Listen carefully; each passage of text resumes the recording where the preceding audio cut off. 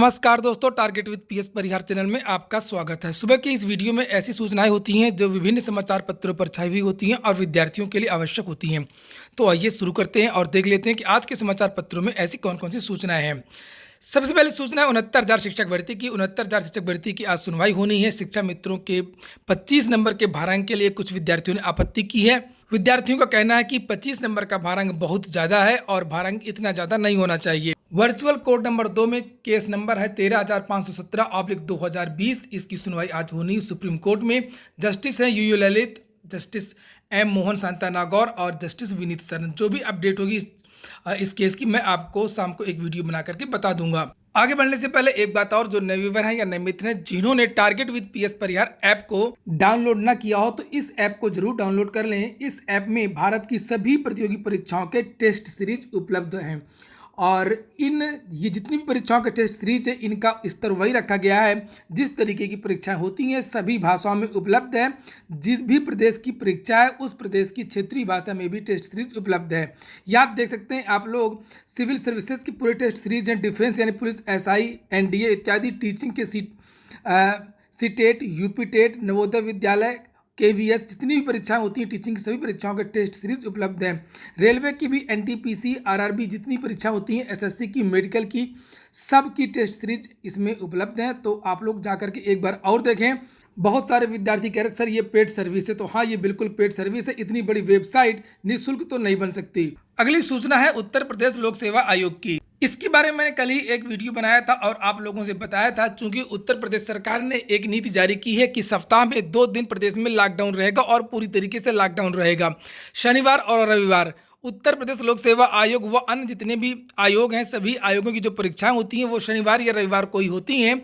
और जो परीक्षा कैलेंडर है उत्तर प्रदेश लोक सेवा आयोग को उसमें जितनी भी परीक्षाएं सब शनिवार या रविवार को हैं, इसलिए अब ये परीक्षाएं स्थगित होंगी। लिखा है साक्षात्कार की तारीखों में भी होगा बदलाव। अफसर बनने का मंसूबे रखने वाले प्रतियोगियों की राह में कोरोना संक्रमण गतिरोध बन गया है और इसके चलते सरकार ने शनिवार व रविवार को साप्ताहिक बंदी घोषित कर दी है। इससे पीछे 2018 के इंटरव्यू की तारीखों में फेरबदल करना होगा। इससे इंटरव्यू प्रक्रिया पूरे अगस्त में चलेगी, जबकि रिजल्ट के लिए सितंबर तक इंतजार करना होगा। वहीं प्रस्तावित परीक्षाओं की तारीख भी बदलनी पड़ेगी। ऐसा होने पर आयोग को परीक्षा कैलेंडर नए सिरे से जारी करना पड़ेगा। तो मैंने कल ही वीडियो बना करके आप लोगों से बता दिया था कि अब लोक सेवा आयोग को नया परीक्षा कैलेंडर जारी करना होगा। पूरा का पूरा कैलेंडर गड़बड़ा गया है। नीचे लिखा है कि लोक सेवा आयोग ने पीछे 2018 के तहत 984 पदों के लिए 2,669 अभ्यर्थियों को इंटरव्यू के लिए बुलाया है। इंटरव्यू 13 जुलाई से लेकर के 31 जुलाई तक चलना था। साप्ताहिक बंदी के कारण 13 और 14 जुलाई को लिया जाने वाला इंटरव्यू अब 10 व 11 अगस्त को लिया जाएगा। वह इंटरव्यू की शुरुआत 15 जुलाई बुधवार से अब होगी। इसी प्रकार से पीछे 2018 की तय तारीखों के अनुसार 18 व 19 तथा 25 व 26 जुलाई को क्रमशः शनिवार और रविवार पड़ रहा है। बंदी के अगले दिन यानी सोमवार को इंटरव्यू कराना संभव नहीं होगा क्योंकि अभ्यर्थियों को दूसरे शहरों से आना होता है। ऐसी स्थिति में अब सप्ताह में केवल 3 या 4 दिन ही साक्षात्कार हो पाएगा। ऐसा होने पर इंटरव्यू की जो तारीखें हैं वो भी आगे बढ़ानी होंगी। आयोग ने 18 और 19 जुलाई को सहायक अभियोजन अधिकारी यानी एपीओ मेंस की परीक्षा तय की है, लेकिन उक्त तारीखों पर शनिवार व रविवार का दिन पड़ रहा है। ऐसे में आयोग को नए सिरे से परीक्षा की तैयारी करना होगा। यहाँ पर और भी परीक्षाओं के बारे में लिखा है जिन्हें आप देख सकते हैं और ये परीक्षाओं की जो तारीखें हैं वो भी बदल जाएंगी। लिखा है मौजूदा व्यवस्था लंबी चली तो कई परीक्षाएं प्रभावित होंगी। 23 अगस्त रविवार को कंप्यूटर सहायक परीक्षा 2019, 13 सितंबर रविवार को आरओ यानी कि आरओ 2016 जो परीक्षा स्थगित हो गई थी दोबारा होना है, संडे को पड़ रही है। इसके बाद में नीचे लिखा हुआ है कि प्रस्तावित सहायक वन संरक्षक क्षेत्रीय वन अधिकारी मुख्य परीक्षा 2019 तो 19 सितंबर को है। जितनी भी परीक्षाएं सब संडे को हैं या सैटरडे को हैं और अब ये परीक्षाएं भी प्रभावित होंगी। इसके बाद में जो अगली सूचना है वो भी है उत्तर प्रदेश लोक सेवा आयोग की। लिखा है उत्तर प्रदेश लोक सेवा आयोग की कार्यप्रणाली पर विद्यार्थियों ने उठाए प्रश्न। लिखा है उत्तर प्रदेश लोक सेवा आयोग की बदली व्यवस्था कुछ प्रतियोगियों को रास नहीं आ रही है। बदलाव को मुद्दा बनाकर के वह आयोग की निष्पक्षता पर सवाल उठा रहे हैं। इसके मद्देनजर रविवार को आजाद पार्क में प्रतियोगी छात्रों की आम सभा हुई। प्रतियोगियों ने स्केलिंग व मॉडरेशन प्रक्रिया में बदलाव तथा आरटीआई का जवाब न देने को नियम विरुद्ध बताया। आरोप लगाया कि आयोग में सैकड़ों आरटीआई भेजे गए, लेकिन आयोग ने या तो उसका जवाब नहीं दिया, अगर जवाब दिया तो गोपनीयता का हवाला देकर के उचित जानकारी मुहैया नहीं करवाई। प्रतियोगी छात्र आलोक सिंह का कहना है कि 31 जनवरी 2020 को भेजी गई आरटीआई का जवाब 30 जून को दिया गया, 6 महीने बाद।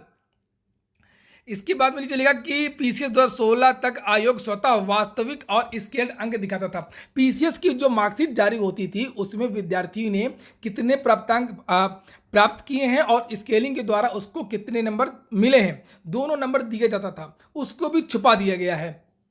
इसका भी विरोध विद्यार्थी कर रहे हैं। नीचे लिखा है, प्रतियोगी अनुज द्विवेदी ने कहा है कि पीसीएस 2012 के स्केलिंग फार्मूले को आयोग ने 5 जनवरी 2014 को स्वयं जारी किया था, परंतु अब उसे जारी नहीं किया जाता। आरटीआई देने पर भी आयोग गंभीरता से नहीं लेता। शशांक शेखर सिंह ने कहा कि हिंदी व अंग्रेजी माध्यम की कॉपी एक ही शिक्षक से जचवाई जा रही है, इससे भेदभाव निश्चित रूप से आएगा। प्रतियोगी अखिलेश सरोज का मानना है कि आरटीआई का जवाब न देना संवैधानिक संस्था की पारदर्शिता पर प्रश्न चिन्ह खड़ा करता है। तो गोपनीयता का हवाला देकर के लोक सेवा आयोग बहुत सी जानकारी छुपा रहा है, जैसे कि यहाँ पर लिखा है आरटीआई की कोई जानकारी नहीं दी जा रही है आजकल। इसी तरीके से नंबरों को छुपा दिया गया है कि वास्तविक नंबर कितने, स्केल्ड नंबर कितने, ये भी मालूम नहीं चलता है, फाइनल नंबर बताए जाते हैं। तो लोक सेवा आयोग के इस तरीके का कार्य नहीं करना चाहिए जिससे लोक सेवा आयोग पर प्रश्न चिन्ह कोई खड़ा कर सके। इसके पहले भी जब अनिल यादव लोक सेवा आयोग के चेयरमैन थे तब उन्होंने भी बहुत सारी गोपनीयता दिखाने की कोशिश की थी, बाद में उनको पद छोड़ना पड़ा था। जब पहले नाम सहित रिजल्ट आया करता था तो उन्होंने सीधे सीधे रोल नंबर देना शुरू किया ताकि ये ना पता चल सके कि कौन कौन विद्यार्थी पास हुआ है और किसने टॉप किया है।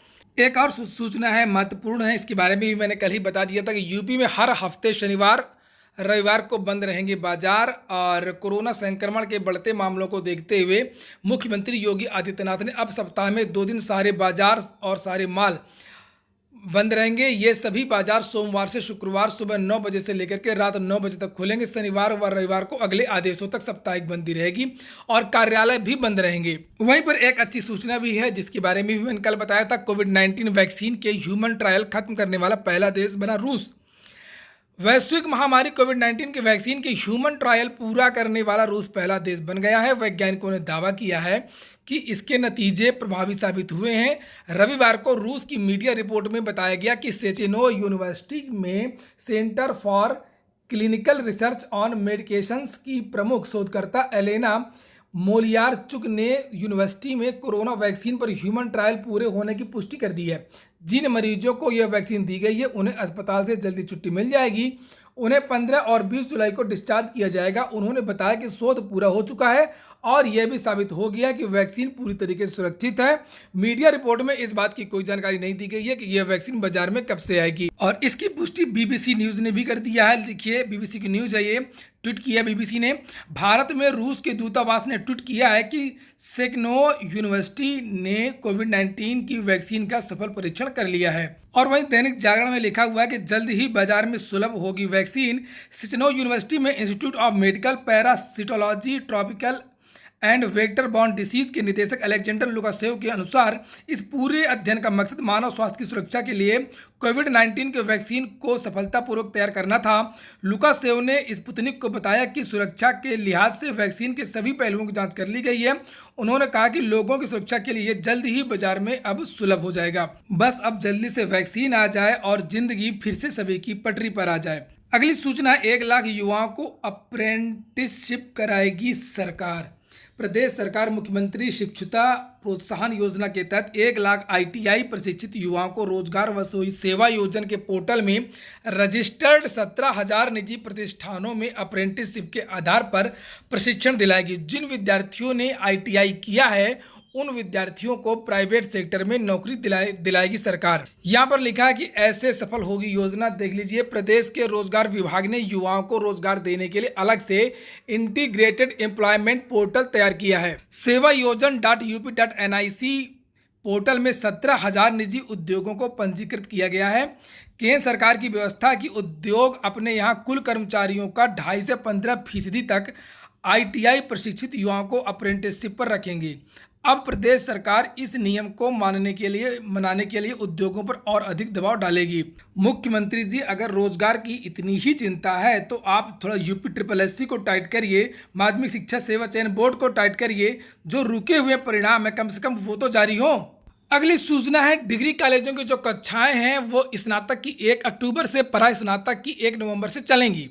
किस तरीके से चलेंगे उसके बारे में भी विवरण लिखा हुआ है। उत्तर प्रदेश के सभी विश्वविद्यालयों और कॉलेजों में 45 दिन की पहले ऑनलाइन पढ़ाई होगी। 4 अगस्त से द्वितीय, तृतीय और पीजी के फाइनल सेमेस्टरों में ऑनलाइन पढ़ाई होगी। यूजी प्रथम वर्ष में 1 अक्टूबर से, तो पोस्ट ग्रेजुएशन पीजी प्रथम वर्ष में 1 नवंबर से कक्षाएं शुरू होंगी। 13 जुलाई से कैंपस के सभी शिक्षकों को अपने अपने पाठ्यक्रम से संबंधित ई कंटेंट को चिन्हित करते हुए वेबसाइट पर अपलोड करना होगा। उच्च शिक्षा विभाग ने सभी विश्वविद्यालयों को यह निर्देश दिए हैं कि सभी विश्वविद्यालय कॉलेजों को 13 जुलाई से ई कंटेंट पोर्टल पर कंटेंट अपलोड करने के लिए कहा गया है। इसमें शिक्षक अपना वीडियो लेक्चर भी तैयार कर सकते हैं। जिन विश्वविद्यालय में रूसा की सहायता से स्मार्ट क्लासरूम बनाए गए हैं उनका उपयोग जरूर कर लें। तो किस तरीके से कक्षाएं चलेंगी, किस तरीके से प्रवेश होगा और किस तरीके से परीक्षाएं होंगी, किस तरीके से मूल्यांकन होगा, सब कुछ पूरा यूजीसी ने जारी कर दिया है। और यहाँ पर ये स्कीम भी दी गई है कि ई कंटेंट कब से अपलोड होंगे। 13 जुलाई से स्नातक प्रथम वर्ष की जो कक्षाएं कब से प्रवेश होगा, यहाँ पर देखिए लिखा 31 अक्टूबर तक। ये पूरा परीक्षा कैलेंडर इन्होंने यहाँ पर जारी कर दिया स्नातक का और परास्नातक का। अब विश्वविद्यालय हो या कोई भी संस्थान हो, बंद तो रहेंगे नहीं। कोरोना इतनी जल्दी खत्म होना नहीं है, इसलिए कोरोना के अनुसार सभी को बदलना होगा। तो ठीक है दोस्तों, ये हो गया आज का वीडियो अगर आपको अच्छा लगा हो तो वीडियो को लाइक कर दें। जिन मित्रों ने चैनल को सब्सक्राइब न किया हो सब्सक्राइब कर लें, और जिन मित्रों ने target with PS Parihar app को डाउनलोड ना किया हो तो डाउनलोड भी कर लें। पूरा वीडियो सुनने के लिए बहुत बहुत धन्यवाद।